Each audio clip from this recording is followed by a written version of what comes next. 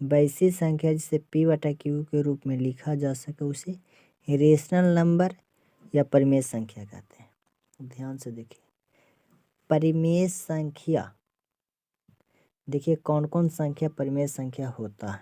पर देखिए p बटा q के रूप में लिखा जाना, माने p बटा q के रूप में लिखा जा सके, q है या 0 के बराबर नहीं होना चाहिए, ये आगे सिखाएंगे। p और q इंटीजर यानी पूर्णांक संख्या होना चाहिए। दोनों p और q यानी कि p ऊपर वाला भी नीचे वाला दोनों पूर्णांक संख्या होना चाहिए। अगर दोनों में से कोई भी एगो है पूर्णांक संख्या तो ये परिमेय संख्या नहीं होगा। दूसरा में देखिए शांत दशमलव होना चाहिए, शांत दशमलव संख्या होना चाहिए, शांत दशमलव संख्या होना चाहिए। ध्यान से देखिए, शांत दशमलव संख्या होना चाहिए।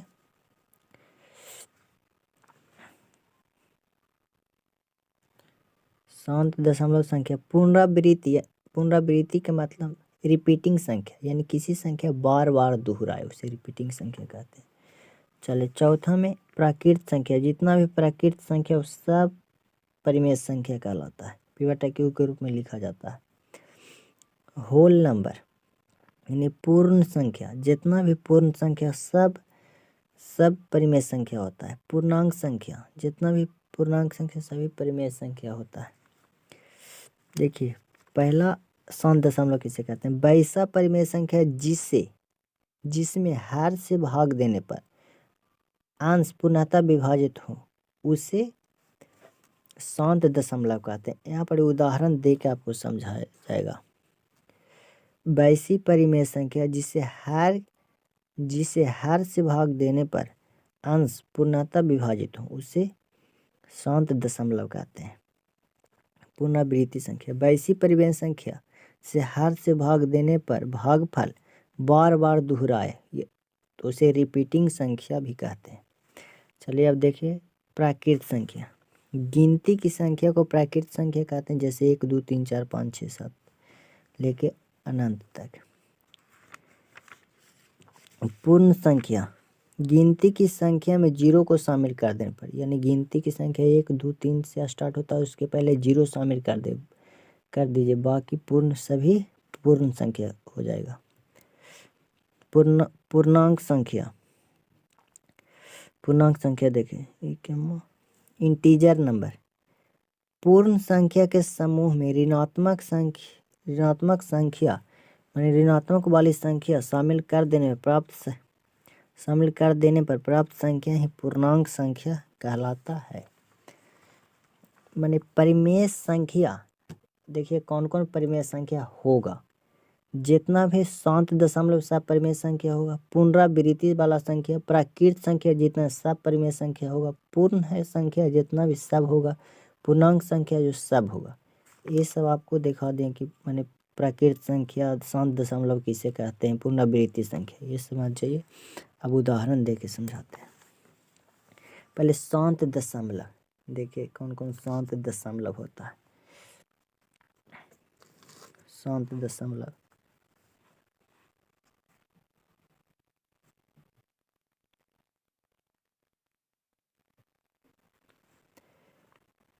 एक बटा 4, 5 बटा 4, ये सब संख्या सब 5 बटा 2, 3 बटा 2, 7 बटा 5 और भी बहुत सा संख्या अनंत है, बहुत सा संख्या जो शांत होगा। अब कैसे इसे समझना कि इस शांत संख्या है तो ये परिमेय संख्या है कि ना, यानी शांत संख्या के मतलब शांत दशमलव, इस सब संख्या p बटा q परिमेय संख्या होना चाहिए। देखिए कोई भी संख्या से भाग दीजिए, जैसे मान ले जाए ये 4 में 1 से देते भाग, यहाँ पर भाग देने पर ये वाली संख्या को हर कहते हैं, ये संख्या को हर, ये वाला के अंश कहते हैं, ये वाला संख्या के हर, ये के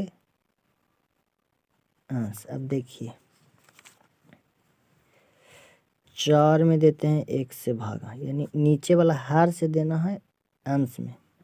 देखिए दशमलव लिए, 0 बैठाएंगे, 4 दूनी 2 मरतबे 8, 10 में से 8 गया 2। चलिए दशमलव दिया हुआ है, 0 लिखते हैं।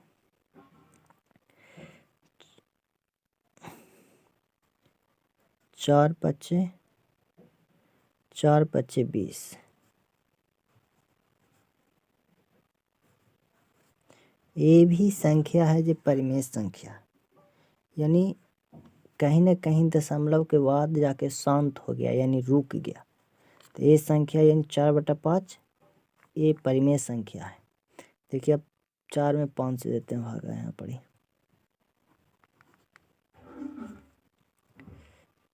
कोई बोलेगा कि 0.20 कैसी संख्या है? परिमेय संख्या। परिमेय संख्या कैसे है तो देखो, परिमेय संख्या या P/Q के रूप में लिखेंगे। 20 तो है ये, देखिए 20 अपन मान से 1 लिख देंगे, 20 हो गया P/Q। यानी कि जो भी संख्या कहीं ना कहीं जाके, जैसे देखिए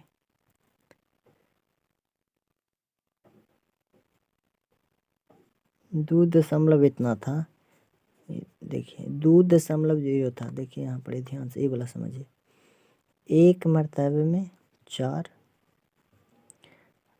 1 दशमलव दे के 0,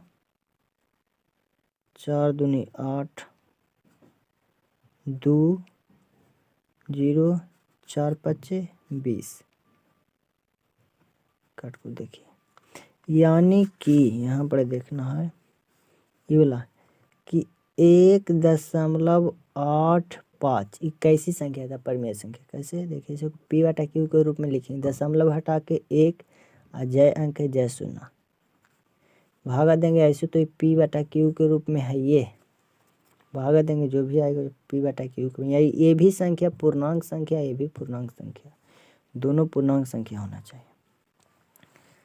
चलिए अब पुनरावृत्ति संख्या। पुनरावृत्ति संख्या का मतलब बार बार दोहराए, इसका मतलब कि कहीं ना कहीं जाके रुक जाए, यानी शांत हो जाए।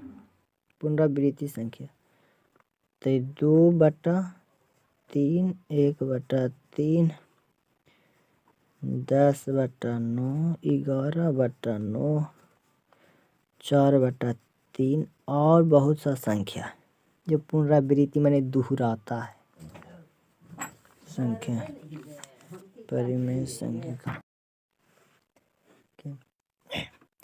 पुनरावृत्ति संख्या, यही पुनरावृत्ति 0.66 सब परिमेय संख्या। ये तो 4/3 एक परिमेय संख्या है। ये वैसी संख्या जो P/Q के रूप में लिखा जाए, इसे भी P/Q के रूप में लिखा जाए, लेकिन हम ये बता रहे हैं कि पुनरावृत्ति के मतलब हर में अंश से भाग देने पर जो भागफल आता है, ये परिमेय संख्या। ये तो है, ये 4/3 एक परिमेय संख्या का कि P/Q के रूप में से लिखते हैं। ये 3 भी एक पूर्णांक संख्या, दोनों कह रहे थे कि PQ पूर्णांक संख्या होना चाहिए। पूर्णांक संख्या के मतलब यह पूर्णांक संख्या, पूर्णांक संख्या के सदस्य होना चाहिए। तो देखिए 5, 4 पूर्णांक संख्या का एक सदस्य है और 3 भी पूर्णांक संख्या का एक सदस्य है। तो P/Q के जौन संख्या के लिखे थे उसे परिमेय संख्या। प्राकृत संख्या तो जितना भी 1 से लेकर n तक सब परिमेय संख्या होता है। जैसे 8, तो 8/1 P/Q के रूप में लिखती है, एक परिमेय संख्या है।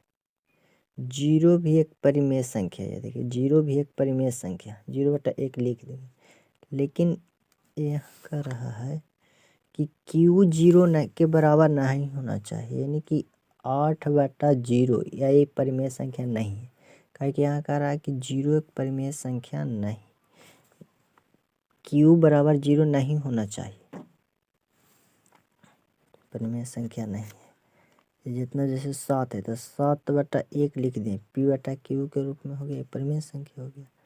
ये भी पूर्णांक संख्या के सदस्य है, ये भी पूर्णांक संख्या के सदस्य है।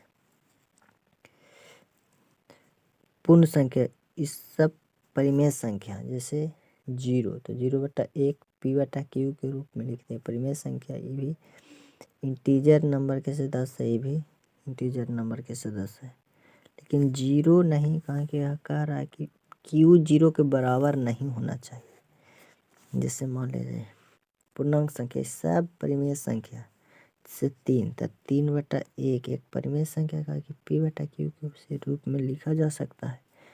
5/7 ये तो परिमेय संख्या ऐसी है कि भी पूर्णांक संख्या के सदस्य है, ये भी पूर्णांक संख्या के। 0.66 ये भी परिमेय संख्या। देखिए रेकरिंग के मतलब ये परिमेय संख्या, रेकरिंग का मतलब इसको दशमलव हटाए और नीचे 9 यानी 6/9 द्वितीय 6 और तृतीय 9 यानी कि 2/3 एक परिमेय संख्या। 1.33 यही समझा रहे थे, ये कहीं ना कहीं जाके शांत हो जाते, 1 दशमलव जाके शांत हो गया, जैसे ये 1 दशमलव जाके इधर 1 दशमलव इधर जाके शांत, तो यही लिखे ये परिमेय संख्या। ये सब परिमेय संख्या करके दशमलव हटाएंगे तो 1 0 0 0 3 संख्या तो 3 0 यानी कि p/q के रूप में है परिमेय संख्या। भागा इसमें से देंगे तो आएगा वो परिमेय संख्या। ये भी वैसी परिमेय संख्या। √4 देखिए एक और यहाँ पर ही